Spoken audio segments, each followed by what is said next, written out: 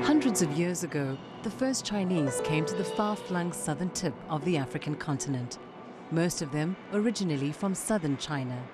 In the centuries since, they've made homes here. In downtown Johannesburg, you can find the Hong Ning Chinese aged home. In Chinese culture, families take care of the elderly. It's lunchtime and food's being prepared for the residents. A meal you won't find at a regular old age home in South Africa. We had hard times because we weren't, our parents didn't have money. So my mother used to work very hard to bring us up. We were a family of 6.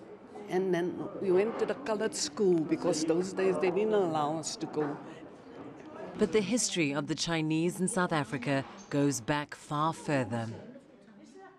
And Diane Mann would know all about it. She quite literally wrote the book with help from her co-author. My co-author Melanie Yep and I tried to go back to see when the first Chinese arrived, and we've traced the first arrivals to around 1660 at the time of Jan van Riebeeck arriving at the Cape and having brought some what we would probably have called convicts from Batavia to come and work his market gardens so that the ships passing around the Cape could get fresh provisions. The big wave of immigration turned up when gold was discovered. There are in fact 2 Chinese communities in Johannesburg. The first, the Chinese who are now South African citizens. The second, a new generation of people who've come from China to work. This is the heart of what was then the Chinatown, where the immigrants from China, the regional immigrants from China, came here to make a living. There is another Chinatown in Sirudin for the newer immigrants. In the old days here, people would go to a Chinese school, a Chinese-only school, and that was because of the segregation laws. But now people can buy property anywhere. People can actually go to any schools they like. There are other persistent challenges too for both these Chinese communities. Some businesses have been targeted in recent waves of xenophobic attacks.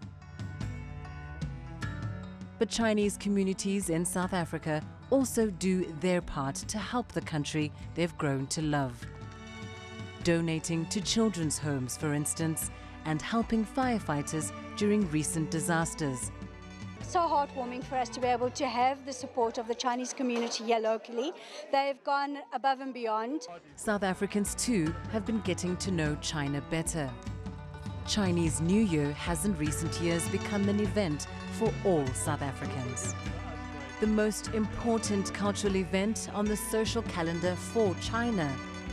For Chinese who've lived in South Africa for generations. We went to America and to Canada.